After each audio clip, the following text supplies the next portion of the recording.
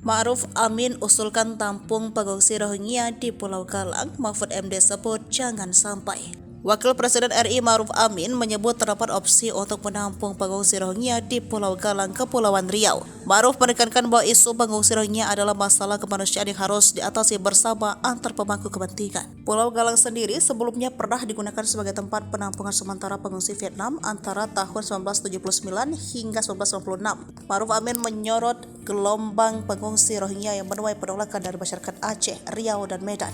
Ratusan pengungsi Rohingya diketahui tiba di Aceh dalam beberapa gelombang belakangan ini. Ma'ruf Amin menyebut permasalahan pengungsi Rohingya sedang dibahas secara intensif dalam rapat yang dipimpin Menteri Koordinator Bidang Politik, Hukum, dan Keamanan Mahfud MD. Mantan Ketua Majelis Ulama Indonesia itu pun menyatakan bahwa pemerintah Indonesia mengagendakan pembahasan soal pengungsi Rohingya dengan Komisariat Tinggi PBB urusan pengungsi. Namun, hal berbeda diungkap oleh Menteri Koordinator Politik, Hukum, dan HAM Mahfud MD.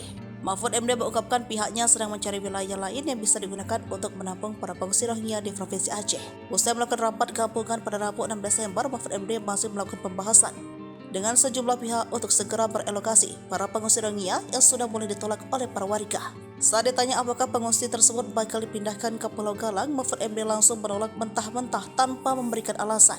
Oleh karena itu, Mahfud kemudian mulai memerintahkan Menteri Dalam Negeri Tito Karnavian untuk berkoordinasi dengan Forum Koordinasi Pimpinan Daerah Provinsi Aceh, Sumatera Utara, dan Riau guna membahas rencana pemindahan lokasi pengungsi Rohingya tersebut.